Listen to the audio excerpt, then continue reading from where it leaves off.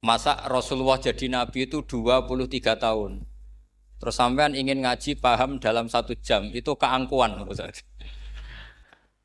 Jadi Rasulullah itu jadi nabi itu 23 tahun. Tapi orang ingin memahami Islam, nyewa kiai, diatur lagi itu kalau nggak pernah sepuh itu dosa, itu jelas itu. Itu 1 jam ingin paham. Saya punya sekian cerita ini Maulidur Rasul Shallallahu Alaihi Wasallam. Itu dulu zaman Nabi itu ada ayat yang Jibril jauh-jauh dari langit turun ke bumi hanya membawa satu kalimat. Sehingga syarat seorang mufassir itu termasuk tahu pertanyaan kalimat apa yang hanya satu diturunkan Jibril.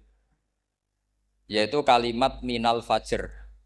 Jadi dulu awal-awal Islam itu ada ayat kamu makan wakulu washrobu hatta yatabayyana lakumul khaytul abyadu minal khaytil aswad. Jadi kalau malam puasa itu orang boleh makan selagi melihat benang putih sama benang hitam itu belum kelihatan. Tapi kalau sudah kelihatan mana yang hitam, mana yang putih, berarti otomatis imsak. Itu sahabat entah saking lugunya, itu ya benar-benar pasang benang hitam sama putih, dia makan. Nanti 1 jam dari makan misalnya diintip lagi, kok belum kelihatan makan lagi. Mungkin yang istrinya cantik ya kumpul istrinya lagi, kalau tidak cantik ya sudah tidak usah mungkin. Sampai itu jadi perilaku sahabat berhari-hari. Ketika dilaporkan ke Rasulullah, Rasulullah itu tertawa-tawa. Kok ada begitu? Baru Jibril datang menerangkan minal fajr. Jadi benang hitam artinya masih malam, benang putih maknanya sudah fajar shadiq. Itu lama sekali. Saya terus mau cerita tentang sanad-sanad ilmu. Jadi Nabi itu 23 tahun. Dan itu tidak gampang, ada fasenya. Bahkan ada fase Nabi itu harus as-sukut anil mungkarat. As-sukut anil mungkarat itu diilmoni oleh pakar-pakar usul fikih. Apakah as-sukut anil mungkarat itu berarti mengekrori kemungkaran? Apa takhirul bayan? Saya ulang lagi pakai bahasa Indonesia. Ketika ada kemungkaran, Nabi diam. Itu diamnya karena nyari momen untuk ngandani. Atau memang diam itu dengan tanda kutip jangan-jangan dianggap ikrar. Makanya ulama usul fikih itu berdebat. Diamnya Nabi ketika melihat kemungkaran di awal Islam itu karena ada ma huwa aham, ada yang lebih penting yaitu menerangkan tauhid. Atau takut itu menjadi satu momok bagi mereka karena Nabi dianggap coro Jawa itu dianggap kecangkeman, sidik-sidik ngeloroi, sidik-sidik ngeloroi. Nah, perdebatan ulama dalam seperti ini itu penting sekali karena nanti menjadi satu rumus ilmu. Saya berkali-kali berpikir gini, misalnya Anda punya keponakan atau punya anak pacaran. Ada Pak D yang keras sekali, mesti marah. Itu nanti ponakannya nggak sempat dikandani karena main saja nggak berani. Mesti Pak D itu marah. Karena ini Islam garis keras atau garis lurus atau apa nggak tahu. Pokoknya punya garis. Terus ada kelompok Islam yang nggak punya garis, ya nggak punya karakter. Ponakannya pacaran ya santai, malah kenalan pacarnya ponakannya. Cantik le, kuliah podo. Sehingga ponakannya merasa terjustifikasi. Berarti pacaran nggak apa-apa, wong paman saya nggak marah. Natijahnya pasti sama. Yang terlalu mudahanah, yang terlalu baik, hasilnya tidak didik sama sekali. Karena seakan-akan mengakui bahwa itu tidak apa-apa. Yang keras sekali hasilnya juga sama, nggak didik sama sekali. Karena dolan we rawani, kapan didiknya? Nah kira-kira seperti itu. Yang nggak mau berteman sama orang-orang maksiat juga hasilnya sama. Meskipun atas nama kebenaran. Aku mau kancanan orang maksiat, ngotori. Hasilnya sama, nggak mau mendidik. Tapi yang mau ngancani juga bahaya kalau terlalu keseringan karena jute aku kenal kiai iki ratu diloroi berarti gak popo kan gitu. Nah ini PR besar dalam umat Rasulullah Shallallahu Alaihi Wasallam. Tadi saya diceritani Mbah Jamal berjuangnya di sini, nata dari kampung yang macam-macam menjadi kampung baik. Dulu saya Duki di Lasem ya gitu. Mbah Mun dulu ya sarang dihimpit 2 kampung yang masalah. Tapi lama-lama terus jadi kampung yang baik lewat tarbiyah, luar biasa. Maka ketika kemungkaran kita biarkan, itu namanya apa? Namanya itu kalau dalam usul fikih itu takhirul bayan. Apa? mengundurkan memberi apa? Penjelasan. Karena sekali tidak dengan definisi ini nanti takutnya dianggap al-iqrar alal mungkar, dianggap ngakui kemungkar. Nah, saya termasuk orang yang sangat usuli ya, sangat memahami Quran, hadis itu secara disiplin ilmu usul fikih. Nah, kenapa itu satu keharusan begini logikanya? Saya ulang lagi, Nabi jadi Nabi itu 23 apa? Itu yang menyokong beliau jadi Nabi itu orang Nasrani dan orang Yahudi. Karena itu satu-satunya perangkat yang harus dipakai. NU belum ada, sama nggak usah GR bela Nabi, NU pas itu belum ada. Maulid Nabi itu yang kangelan tuh Abu Lahab, bukan pengurus NU. Sampai sekarang dalil Maulid itu masih pakai Abu Lahab. Jadi ini ya NU itu termasuk organisasi yang luar biasa. Abu Lahab ya jadi dalil. Jadi Abu Lahab dengar kalau iparnya, Abu Lahab itu iparnya Aminah, iparnya Sayyidah siapa? Dengar Aminah lahir, nggak punya suami, saking senengnya candalemnya beliau, itu dimerdekakan. Ya setidaknya untuk hari Senin tak sebut beliau loh, karena pas soleh. Nanti Selasa Rabu sudah. Itu dimerdekakan. Saya yang kiai kecil saja nggak bayangkan kalau pagi-pagi tidak punya anak dalam yang bikin kopi siapa, yang mencucikan siapa, yang nyapu rumah. Tapi Abu Lahab saking senengnya punya ponakan itu dikasihkan. Sudah Suwaiba kamu pakai saja. Sudah biar melayani kamu, ngurusin kamu. Jadi saya bayangkan hari itu Abu Lahab itu mungkin bikin kopi sendiri, nyapu sendiri demi. Nah itu sama Allah dikenang sehingga yukhaffafu anhul adzabu yaumal isnan itu masyhur. Idza kana hadza kafiron jaa dhammuhu bi tabbat yadahu fil jahimi muhal lada an ata annahu fi yaumil isnaini daiman yukhaffafu anhu lisururi bi ahmada famadzannu bil abdil ladzi kana umruhu bi ahmada masruran wa mata muwahhida. Ini Abu Lahab yang kafir, hormat Maulidur Rasul saja dapat takhfiful adab, apalagi yang mukmin. Jadi itu satu-satunya dalil Maulid, itu dalilnya Abu Lahab. Ya makanya terus kita itu dibully sama kelompok sebelah, dalil kok Abu Lahab. Tapi saya pastikan awal Islam itu yang menjadi perangkat nubuwah itu hanya Yahudi dan Nasrani. Karena yang lainnya nggak tahu Nabi itu apa. Saya beri sedikit cerita, Nabi itu umur anggap saja kita ikut kaul yang 12 tahun saja. Sebetulnya ada beberapa perdebatan, ada yang bilang 9, ada yang bilang 12. Tapi yang debat tidak usah didengerin, sama-sama nggak tahu kok ngotot. Kadang orang debat yang lucu, sama-sama nggak tahu kok ngotot. Anggap saja 12. Nabi datang ke Syam, Syam itu ya sekitar Syria, Lebanon, Palestina itu Syam. Itu pertama yang tahu kalau beliau Nabi itu ya rohib. Rohib itu terjemahnya ya pendeta. Rohib, Bukhaira, nemuin Abu Thalib, itu siapa? Ini anak saya. Terus ditanya lagi, ini siapa? Ini anak saya. Sampai 3 kali. Terus sampai Abu Thalib itu agak tersinggung. Memangnya masalahnya apa kalau dia anak saya?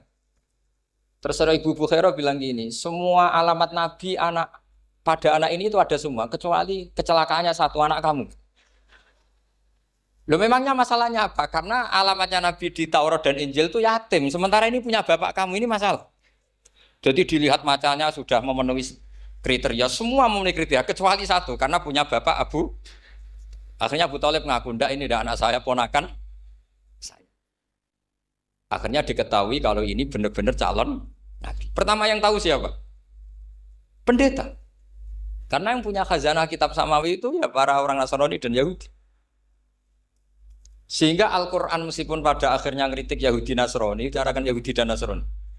Karena satu-satunya yang masih punya kitab samawi itu Yahudi dan Nasrani, meskipun sebagiannya sudah dirubah-rubah. Alamat pertama itu seperti yang diceritakan di Berjanji, afi ainaihikum, matanya dilihat. Terus perlakuan pohon. Saya pernah di pohon itu, pohon nubuah. Itu umurnya ribuan tahun. Itu kalau Nabi duduk misalnya di arah barat, matahari dari barat, normalnya akan kena kesetrong matahari. Itu yang rubah itu dahannya. Jadi Nabi itu orangnya lugu, duduk aja nggak mau mikir. Memang syaratnya Nabi itu nggak boleh mikir, harus ummi. Ummi itu lugu.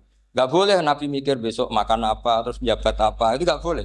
Itu udah Nabi itu, maklar itu. Nabi itu nggak boleh mikir.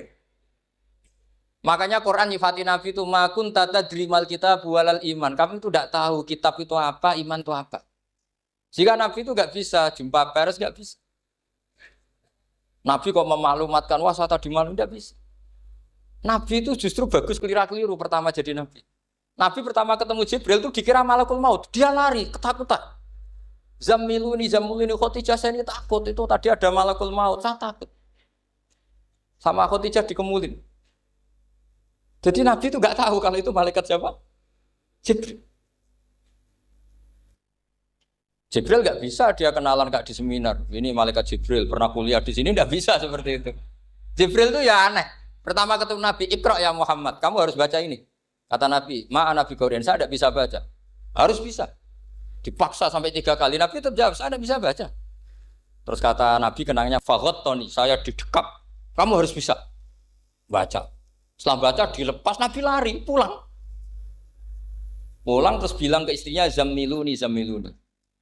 Ini secara nahwu agak aneh, karena mukhotobahnya perempuan satu. Harusnya Zamilini.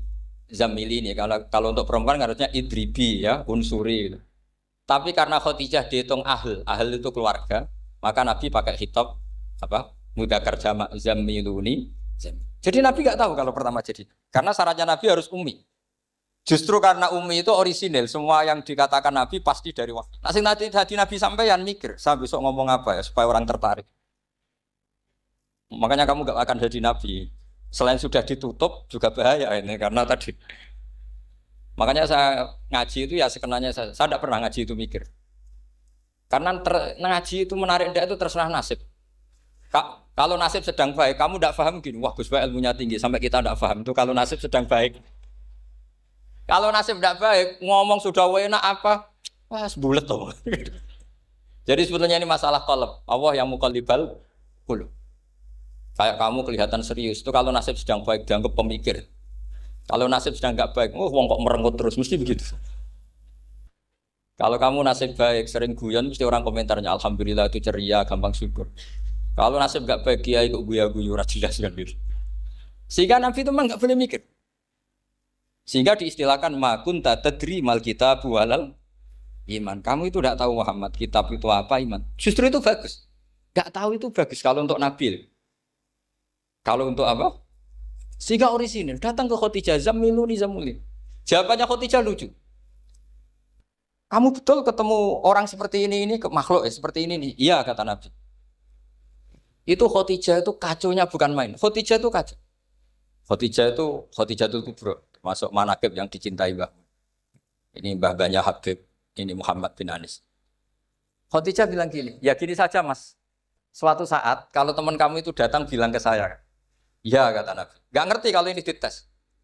Suatu saat Jibril ini datang lagi. Nabi juga, ini loh temanku. Kalau bilang Jibril itu ini temanku datang lagi. Khadijah fahasarat an fakhidhiha. Masyhur itu di riwayat. Pahanya agak dibuka. Mas, temanmu masih, lari katanya. Terus setelah lari ditutup lagi. Temanmu datang lagi, iya datang lagi. Absyir ya Muhammad, kamu harus senang. Itu benar-benar kamu itu Nabi.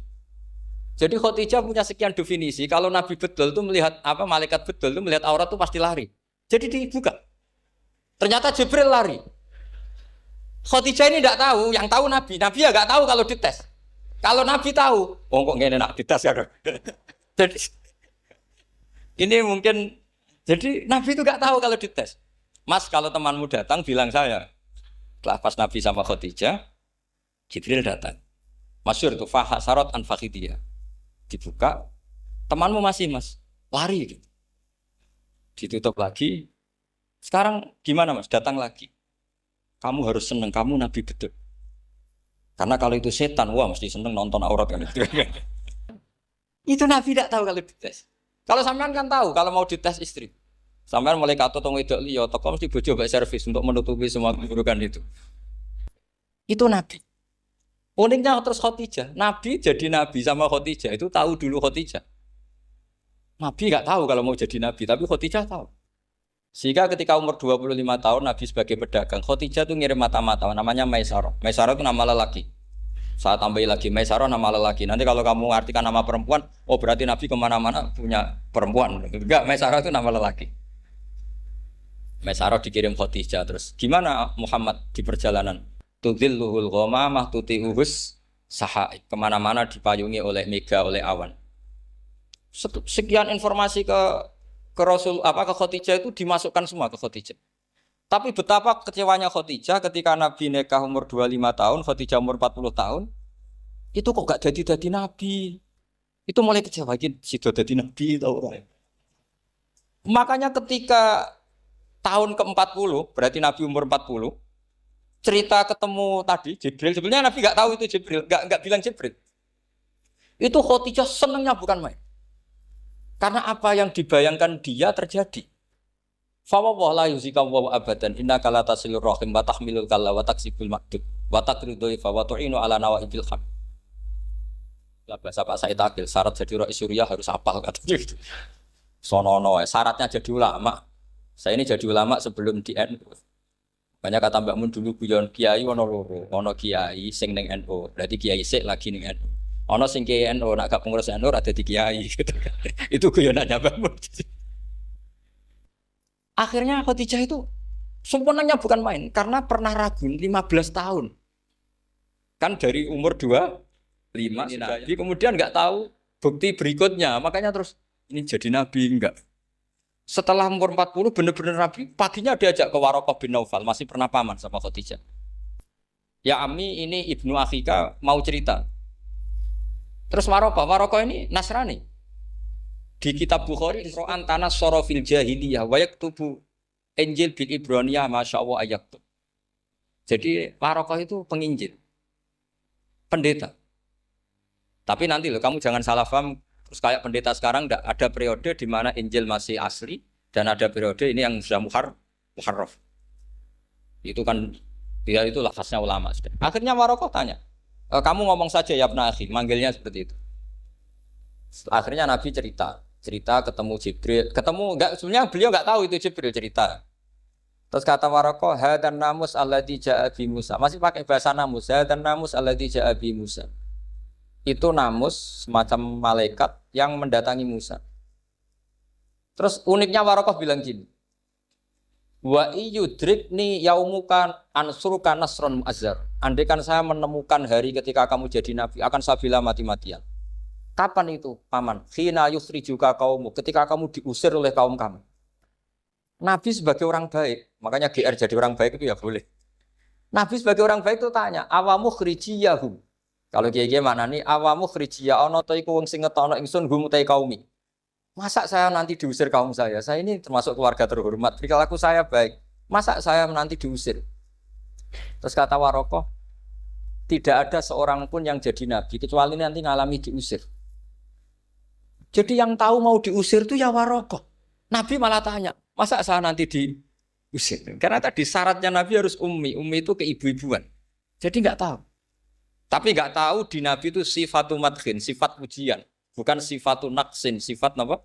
Kekurangan. Akhirnya Nabi mulai sadar. Wah, jadi Nabi tenan kan gitu.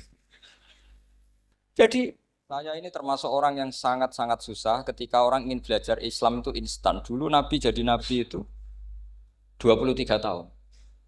Itu untuk menemukan teori masbuk, tidak nyalip imam, itu Nabi juga lama. Jadi dulu sahabat itu kayak anak-anak kecil zaman saya kecil. Itu kalau imam sudah rakaat ketiga atau rakaat keempat, itu kalau orang-orang desa kan langsung takbir, terus dia sholat. Sholat sampai 3 rakaat nyalip siapa? Imam. Nanti di rakaat keempat baru sama imam. Imam salam dia ikut salam. Itu hebat betul. Itu sama sekali nggak salah. Kalau ditanya, lo kok ikut salam? Kan sudah sama-sama 4 rakaat karena imamnya dia apa? Disalib. Jadi dia takbir terus tahu imamnya rakaat ketiga atau keempat terus nyalip sampai ke rakaat yang sama. Nanti salamnya bareng-bareng imam. Itu dulu sahabat ya gitu. Kalau Rasulullah sudah di rakaat keempat atau ketiga langsung mereka takbir Allahu Akbar nyalip. Setelah nyalip menyamakan dengan Rasulullah, Rasulullah salam juga ikut salam. Jadi itu dulu lama sekali prosesnya. Sampai ada satu peristiwa Mu'adz bin Jabal datang, kemudian Nabi sudah sholat, berarti masbuk kalau dalam bahasa fikih. Mu'ad langsung ngikuti Nabi, setelah Nabi salam baru Mu'ad menambahkan jumlah rakaat yang tertinggal. Terus semenjak itu jadi sunnatan mutaba'ah kalau masbuk ikut imam, kemudian hanya menambahkan rakaat yang apa? Itu 23 tahun. Jadi saya ngisi 20 menit yang nggak paham, 2 jam yang nggak paham, 3 jam yang nggak mungkin paham. Daripada gitu ya 20 menit saja. Ya itu betul, karena saya tidak punya kemampuan untuk itu. Saya masih ingat, saya ngaji umum pertama itu di hallnya abahnya Pak Hamid Pasuruan di Lasem. Kedua di Pak Hamid Pasuruan kemarin. Terus tadi di Kiai Robah Maksum, itu ajudannya 3 kali ke saya tidak mau. Kiai Robah datang sendiri, sudah sepuh dituntun. Saya ini agak-agak soleh lah, kalau sama orang sepuh itu pengapesan. Masih ingat lah aturan mainnya laisa minna walam yarham saghirona wa yuwaqqir haqqo kabirina. Tapi yang sepuh betul kayak Mbah Jamal itu sepuh betul. Ada sepuh gaya-gayanan tidak mau. Karena memang Mbah Jamal itu besanan sama saya. Mbah Sahal itu misanannya Mbah saya. Terus dapat Mbah Nafisa ya keluarga sini. Saya teruskan kalau Mbah Robah itu faktornya sanad. Robah bin Maksum. Maksum ini muridnya Mbah siapa itu? Fakih Mas Kumambang. Mbah Zubair dulu ya ngajinya sama Mbah Fakih apa? Mas Kumambang. Kemarin seminggu yang lalu saya di Pondok Termas ya faktornya sepuh. Karena sanad saya Mbah Mun, Mbah Zubair, Kiai Fakih Mas Kumambang, kemudian Mbah Mahfud apa Termas. Maka berjanji itu kitab yang masalah madaih itu bagus secara tarik. Jadi kita madaih itu beda-beda. Ada yang kayak Habib Ali. Habib Ali itu lebih ke isek itu berontok. Jika saya suka baca Simtud Duror itu kalau pas isek, pas berontok. Bronto itu ya pas kangen Nabi, biasanya saya wudhu terus baca Simtud Duror, itu pas isek. Tapi kalau saya ingin baca sejarah suka berjanji. Kalau Habib Ali jelas isek. Yang duriannya sekarang di Solo termasuk Habib Muhammad bin Husain bin Anis bin Alwi bin Ali yang punya Simtud Duror. Jika kalau beliau baca sholawat ya sholatan yattasilu biha ruhul musalli alaihi. Fayam basitu fi qalbi sirunuri ta'aluki bi wa hubbi. Fayuktabu biha bi inayatillahi nabu fi hisbi. Kalau berjanji enggak, dia tahu problem utama Nabi itu nasabnya karena beliau orang Quraisy, orang jahiliyah yang dikira enggak punya darahnya Nabi Ibrahim. Maka beliau pertama ngarang diantaranya wabatu fa'akul huwa Muhammad bin Abdullah bin Abdul Muttalib wasmuhu Syaibatul Hamdi Humidat Hisalusaniyah. Saya pastikan Muhammad cucunya Abdul Muttalib. Dia yang punya pintu yang mau masuk ke Ka'bah namanya Babu Bani Syaibah. Itu nama lain dari Abdul Muttalib. Terus diteruskan. Abdul Muttalib bin Hasyim terus sampai wa adnanu bila raibin idza dawil ulubin nasabiyah ila dabihi Ismail nisbatuhu wa muntah. Karena berjanji ingin ngomong, ingin memaklumatkan ini Muhammad. Kamu kira orang mana? Beliau adalah turunan Ibrahim. Kayak apa alimnya yang ngarang berjanji? Nah, saya berkali-kali ngomong di mana-mana. Lah berjanji itu nasibnya kurang baik. Dibaca bahasa Arab, yang baca nggak paham, yang dengar nggak paham. Akhirnya kubu sebelah dianggap baca mantra. Nah, terus dihukumi bid'ah kan? Coba kalau itu ditulis bahasa Indonesia. Nasab Muhammad. Dia punya bapak Abdullah, punya mbah Abdul Muttalib gini-gini. Paling kubu sebelah tidak akan bilang bid'ah. Mesti ngomong ini buku sejarah. Jadi gara-gara bawa bahasa Arab, sing maca ora paham, sing nyenggaki ora paham, terus koyok mantra. Sing kritik yo luwih ora paham. Sudah akhirnya. Jadi berjanji itu bela-belain Nabi itu yang dilihat sisi nasab. Makanya beliau ngendikan wa'adnanu bila raibin inda dzawil ulumin nasabiyah ila dzabihi Ismaila nisbatuhu wa. Itu juga orang Yahudi. Akhirnya orang Yahudi banyak yang iman. Ternyata Muhammad itu tidak orang lain. Sampai mereka bilang Muhammad minal asbab. Muhammad itu enggak lain saudara kita. Akhirnya orang Yahudi banyak yang iman. Jadi pertama Nabi jadi Nabi itu yang tahu ya orang Yahudi dan orang Nasrani karena mereka pasti punya sisa-sisa kitab samawi. Nah, itu yang diceritakan Ka'bil Ahbar. Ya Al-Haditsus Tsani an Yasar bin Atha an Ka'bil Ahbar. Qala 'allamani Abi Tawrata ila sifran wahidan kana yaqtimuhu wa yudkhiluhus sunduk falamma mata abi fatahtuhu fa idzan fi nabiyyun yakhruju akhiras zaman maulidu bi Makkah wa hijratu bil Madinah wa sultanuhu bisyam. Ya, jadi ini saya urun nerangkan maulid. Tapi jangan diundang lagi. Ya, jadi, pokoknya saya ini kaidahnya jelas. Kalau tidak pernah sepuh ngundang saya haram. Aturan fikihnya kan gitu. Kalah alim ngatur yang alim haram. Kalah tua ngatur sing tua haram. Tapi nak wong tua ngatur sing nom ono kemungkinan halal. Mergo ono kemungkinan sing nom ra nurut wong tua itu dosa. Makanya kalau saya dipanggil yang pernah sepuh, waduh cocok ra cocok ya samina wa atona. Karena Mbak Jamal ini abahnya Gus Rozin, biasanya Basal. Terus saya pokoknya tak ingat saya pengajian umum itu baru ke-7 ke 8. Semoga ya nanti sampai mati ya jumlahnya masih bisa terhitung. Tapi kalau ngaji rutin saya terus ngaji rutin. Saya pernah baca hikam di Jogja khatam. Kalau di pondok saya sudah nggak terhitung saya khatam berapa kitab nggak terhitung karena saya sering ngaji rutin. Sehingga Diba itu kitab kesayangan Habib Ali. Habib Ali sebelum ngarang Simtud Duror itu beliau nginduk kitab apa? Diba, masyhur. Jadi saya ulang lagi ya, kalau Diba sama Berjanji lebih ke tarikh, kalau Habib Ali ke Isyak, semuanya baik. Saya baca Habib Ahmad Al-Habsyi Pasuruan pernah tak tanya, kenapa kalau Maulid baca 3-3-nya? Ben gak asobiah Gus, ben keduman kabeh. Saya itu setengah hafal semua, 3-3-nya setengah hafal.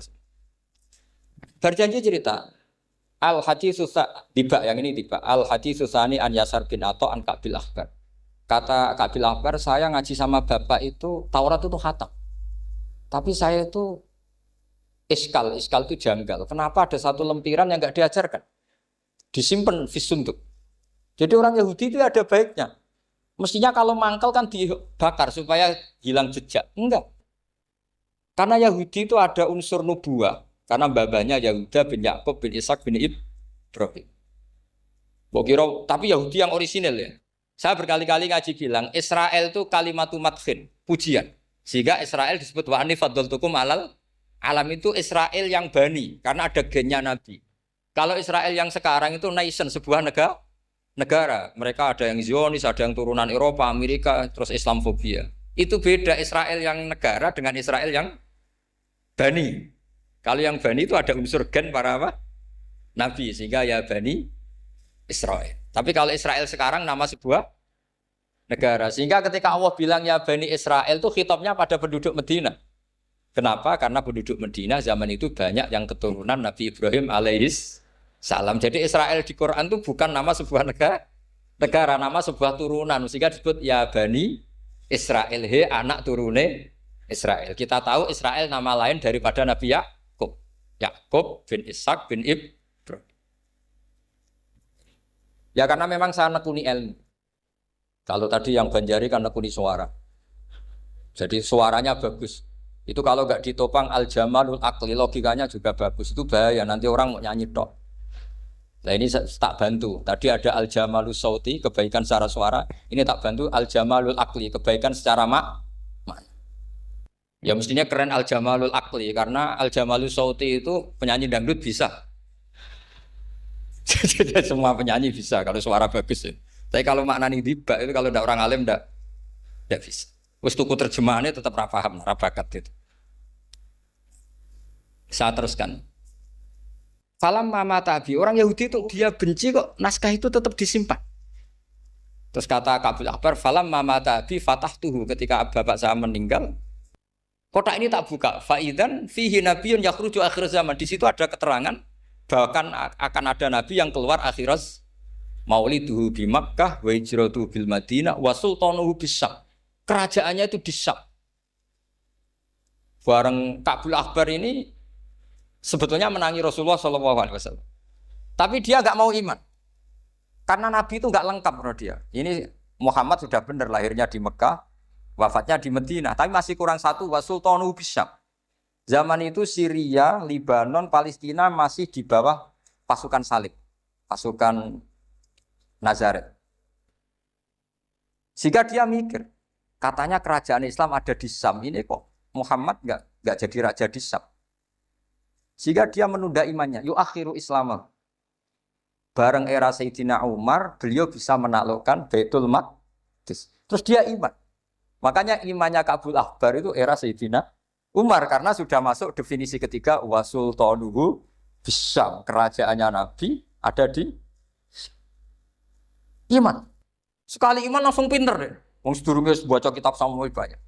Sehingga Sayyidina Umar kalau mau tanya kitab Samawi ya tanya Ka'bul Ahbar. Karena beliau itu Nabi sudah benar maulidu bi Makkah, wa hijratu bil Madinah, wa sultanuhu bisyam. Rasulullah ketika wafat atau intaqala ila rafiqil ala itu belum menangi Islam menaklukkan mana Palestina. Tapi Nabi itu kasef. Nabi itu nak kasef itu ya lucu. Makanya kalau ada kiai lucu itu ya anggapnya niru Nabi. Nabi itu lucu. Ada sahabat itu gak pati ganteng, pendek gak pati ganteng. Namanya Surakoh. Itu digojol sama Nabi. Surakoh, bagaimana kalau kamu suatu saat itu pakai tas itu apa? Mahkotanya Raja Syam, Raja Kaisar. Ya Surakoh ya dianggap Nabi Gujan gitu aja. Nabi Gujan aja. Singkat cerita, suatu saat Umar itu mengalahkan kerajaan itu. Kaisar itu dikalahkan Umar. Saking takutnya lari, mahkotanya itu jatuh. Jatuh disaksikan Surakoh. Terus ingat, dulu-dulu Nabi pernah ngendikan itu disuruh pakai saya. Akhirnya sama Surakoh dipakai. Ya tetap orang ganteng, macam orang ganteng. Padahal sudah pakai mahkota guys. Karena setelah dipakai, kata Umar, ikhla'ha.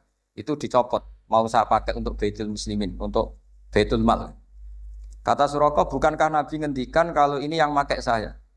Jawabnya Umar, innama yaqulu Rasulullah lital bisaha, walam yaqul litam likaha. Kata Nabi hanya ngendikan kamu disuruh pakai, tapi tidak disuruh memiliki. Kayak apa Rasulullah kasefnya? Itu kata orang-orang yang pernah ke Turki. Saya belum pernah ke Turki, tapi saya hafal hadis sahih ini. Itu ditulis di masjid Turki itu. Lataf tahunnal Konstantinia. Kamu akan bisa mengalahkan pasukan Konstantinopel. Itu dikalahkan setelah 1000 sekian tahun dari wafatnya Nabi. Kayak apa kasefnya Nabi? Karena Nabi wa ma yantiqu anil hawa in huwa illa wahyu. Coba kalau Nabi kayak pengamat, ngomong apa yang kira-kira terjadi? Wah itu kan mesti keliru semua karena berdasar akal. Tapi kalau Nabi berdasar apa? Kasef. Kasef itu satu apa? Kenyataan yang dipertontonkan Allah Subhanahu wa taala. Terus kedua, alamat Nabi itu pakai sandi. Sandi itu sesuatu yang enggak jelas tapi menjadi jelas bagi ahlinya. Saya ulang lagi, sandi itu kayak sandi di militer itu. Atau sandi di KPK itu ada sandinya. Sandi itu ya kata sandi. Saya pernah diceritani Pak Busro Muqaddas ketika ketua KPK itu lucu. Wah, sandinya koruptor saya tambah kacau Pak. Itu kalau bilang uang, itu kalau yang kemarin rame kan apel Amerika sama apel Malang. Kalau apel Amerika berarti US apa? Dolar, kalau apel Malang berarti apa? Setelah KPK tahu, sandinya diganti Ustadz. Jadi koruptor kalau mau korupsi, nelpon temannya. Loh ini Ustadznya sudah siap loh, kamu gak ikut pengajian. Itu sempat penyadap KPK itu gak mau ngecek. Masa orang pengajian dicek? Ternyata ya gak ada acara pengajian, Ustadz itu maknanya uang. Koruptor saking ngerti itu disadap KPK itu sandinya gimana? Datang nggak ke sini, ini Ustadznya sudah siap, ini ada pengajian. Hampir KPK itu nggak ngecek karena pengajian, Ustadznya sudah siap. Setelah digerebek ternyata Ustadz tuh sandi dari makna apa? Uang, gak kurang ajar itu Ustadz katanya. Jadi kalau di sini ditangkap KPK berapa Ustadz ini sudah? Ada Habibnya lagi, ada Habib Muhammad ini. Nah, Al-Farisi itu pemikir, dia orang Persia. Di mana-mana orang Persia itu pemikir. Persia itu kalau sekarang ikut Iran. Itu dia ngaji lama sekali sama pendeta-pendeta itu. Kebetulan dia punya pendeta yang belum muharraf, belum muharrif atau belum muharraf. Kalau muharrif orangnya, kalau muharraf itu kitabnya atau bukunya. Setiap dia ngaji sama pendeta dikasih tahu. Terus kecewa beberapa kali, walhasil ketemu pendeta yang benar. Sudah, kamu tidak usah ngaji sama saya. Kamu datang saja ke Yasrib, ke Madinah sana, Yasrib. Di situ Nabi akhir zaman sekarang sudah ada kan. Ini yang ngomong pendeta. Ya.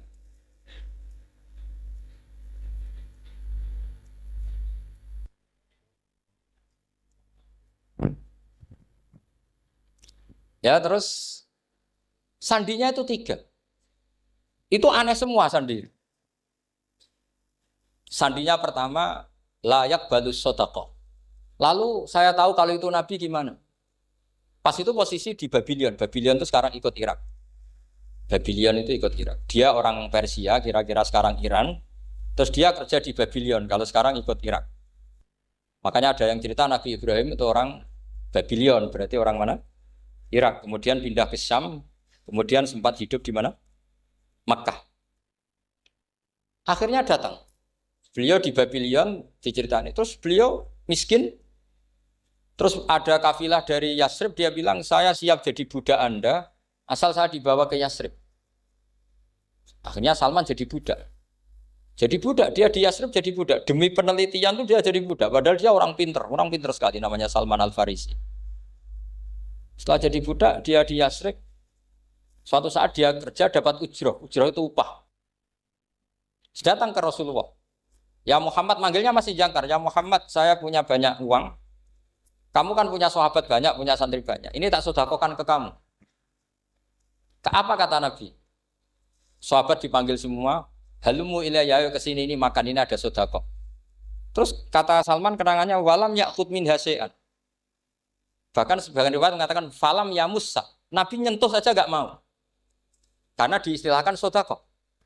Terus kata Salman, hadhihi waqidah, ini satu alamat. Itu sandi. Gak ada yang tahu kecuali ahli kitab.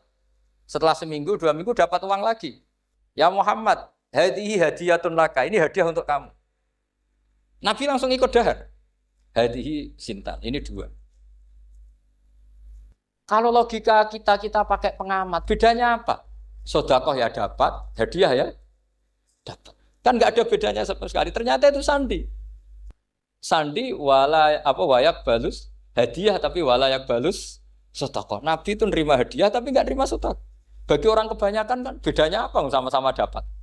Kiai pakai duit 1 juta, mbok arani sedekah ya ditompo. Mbok kayak 50.000 diarani hadiah ya ditompo. Sementing kan duit. Tapi kalau Nabi tidak bisa seperti itu. Kalau dikatakan sedekah nggak mau nerima, kalau hadiah akhirnya wah ini sudah ada 2 alamat. Jadi alamat tuh ya kadang aneh, masa sedekah sama hadiah dibedakan. Terus ketiga, wa fi katifihil aisar khatamun nubuwah. Mislu baidatin nu'amah. Di apa katifil aisar, apa kalau orang sini bilang apa? Pundak yang kiri itu ada khatamun nubuwah, ada alamat bahwa beliau adalah nabi akhir zaman. Yaitu mislu baidatin nu'amah, kayak semacam telur manuk darah. Wah itu pusing. Waduh, caranya ngelihat gimana? Dia berkali-kali datang ke situ. Nabi itu orangnya priayi, jadi sering pakai baju. Kalau Nabi ini jenengan sering blodor gampang. Ini kan Nabi kan sering priayi. Tapi Nabi itu memang unik. Ketika Salman ke situ, pas beliau mau wudu, biasanya nggak pernah pakai buka baju. Nabi dibuka bajunya. Akhirnya Salman fa'aqab ba'alaihi, bersungkur di depan Nabi, kemudian mengatakan aman tu bika ya Rasulullah. 3 alam. Lagi-lagi 3 itu juga didapatkan dari ahli kitab. Makanya di awal-awal Islam itu ahli kitab itu luar biasa. Meskipun akhirnya di akhir-akhir masalah karena banyak oknum yang mentahrif itu. Jadi saya mohon ilmu-ilmu seperti nggak boleh hilang. Jangan mentang-mentang orang Yahudi Nasrani sekarang sudah muharraf, kamu terus anti sama sekali. Tetap ada sisa-sisa samawi. Karena mereka masih megang kitab apa? Samawi. Jadi kita fair saja. Yang salah ya salah, yang benar gini apa? Benar. Makanya saking fairnya Nabi, ini harus ditiru oleh semua orang NU, orang Muhammadiyah, orang apa saja. Nabi itu kalau menghormati satu ilmu itu luar biasa. Kata Sayyidina Umar, saya ini punya naskah banyak Taurat karena naskahnya menarik ya Rasulullah. Ada sahabat lagi cerita begini-begini. Jawabannya Nabi apa? La tusaddiquhum wa la tukadzibuhum. Kamu ya jangan bilang iya, ya jangan bilang tidak. Kalau kamu bilang iya, ternyata yang pas muharraf, yang pas sudah ada orisinil. Kamu bilang, wah itu bohong semua, ternyata ada yang masih orisinil. Kayak apa Rasulullah hati-hatinya? La tusaddiquhum wa la tukadzibuhum. Kalau sekarang enggak, orang ekstrim, pokoknya salah. Kalau tidak kita pokoknya salah. Iku ora ono hadise. Sing ono iku emosine, paham nggih? Jadi Nabi itu fair, kalau sesuatu enggak mesti ya la tusaddiquhum wa la tukadzibuhum. Kamu ya jangan bilang iya. Ya jangan bilang tidak. Faqulu amanna billah wa ma unsila ilaihi. Jadi ini kebanggaan kita terhadap Rasulullah sallallahu alaihi. Makanya kitab Fathul Bari sarahnya Bukhari termasuk komentarnya Said Muhammad di beberapa kitab beliau, di Mafahim di beberapa kitab. kamu jangan terlalu fikih. Kalau terlalu fikih kan nggak boleh mempercayai omongan orang kafir, orang ahli kitab. Karena awailun nubuwah itu yang komentar semua ahli kitab. Awailun nubuwah itu yang tahu bahwa Nabi Muhammad calon nabi itu semuanya data dari ahli apa? Ahli kitab. Sudah akhirnya Nabi ketemu Jibril lagi. Yang turunkan ayat ya ayyuhal muddatsir qum fa'anzir wa rabbaka fakabbir wa thiyabaka fatahhir wa rujza fahjur wa la tamnun tastakbir wa li rabbika fasbir. Nabi mulai yakin ketemu Jibril. Setelah sering ketemu Jibril, Nabi ya dengan tanda kutip enggak tahu aturan mainnya lagi. Setiap ada pertanyaan bilang gini, sudah tak jawab besok. Mentang-mentang besok Jibril datang. Ternyata Jibril tidak datang. Sampai 40 hari. Akhirnya dibully sama umatnya. Mat dari iso jawab ternyata ada bisa. Piye Jibril ora teko. Akhirnya diwarai meneh. Ngene lho carane dadi nabi wala taqulanna lisein ini fa'ilun dzalika hudan illa. Jadi Nabi, sudah kamu besok datang ke saya tak jawab karena Nabi mentang-mentang besok mau konsultasi sama apa? Jibril. Ternyata Jibril tidak datang karena Nabi lupa ada mengatakan bisa. Kalau Nabi itu tahu semua, pasti Nabi mengatakan insya Allah dulu. Tapi Nabi memang sebaiknya nggak tahu. Umi, justru itu wa ma yantiqu anil hawa in huwa illa wahyu. Itu beberapa peristiwa. Sehingga syaratnya jadi wali karena wali itu warasatul anbiya. Ya kudu rada goblok sithik-sithik. Enggak boleh wali kok cerdas, analisis enggak boleh. Wali kok delok TV ngrungokno pakar-pakar analisis. Iku ora wali, jadi maklar. Enggak boleh. Jadi misalnya yang menang Pak Jokowi atau Pak Prabowo, enggak boleh pakai Pak Jokowi petahana, wos gini, enggak boleh. Wali kalau ditanya yang menang Pak Jokowi, Pak Prabowo, biadillah gitu aja. Itu urusan Allah. Itu alamatnya apa? Itu enggak penting, yang penting golek ridhane Allah. Enggak menarik figur-figur seperti itu wali. Sudah saya teruskan supaya clear ya masa Maulidur Rasul sallallahu alaihi wasallam. Itu kita enggak punya data kecuali dari ahli kitab. Yahudi lebih ngeri lagi. Yahudi itu punya kriteria, syaratnya Nabi harus min dzurriyyati Ibrahim. Ya makanya kitab yang paling disenangi Mbah Mun itu berjanji. Syaratnya Nabi harus min dzurriyyati Ibrahim. Lalu Muhammad itu siapa? Kok tahu-tahu Nabi dia itu orang Arab. Orang Arab itu jahiliyah, wongnya goblok-goblok. Wah, akhirnya terus jadi polemik ilmiah kan.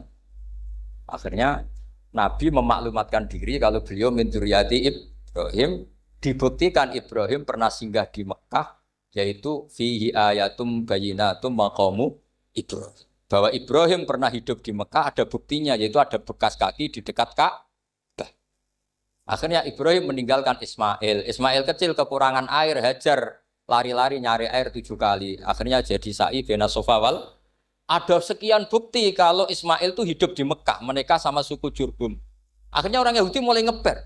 Loh iya Muhammad pantas jadi nabi. Ternyata orang Mekah turunan Ibrahim alaihis. Itu andekan orang Yahudi yang tidak komen, itu juga gak dilacak nasabnya Nabi. Gara-gara orang Yahudi komen, Nabi itu harus turunan Ibrahim, kamu asal-usulnya gimana? Akhirnya Allah sendiri yang menjawab, bahwa Nabi lahir dari Ibrahim. Padahal Ibrahim itu orang Palestina. Logikanya gimana? Ternyata Ibrahim pernah singgah di Mekah. Ada bekas kakinya, ada ritualnya yaitu lari bena Safa wal Marwah, menceritakan wal Marwah, menceritakan apa? Ibrahim ketika nyari apa? Siti Hajar ketika nyari apa? Itu disebut fihi ayatum bayyinatum maqamu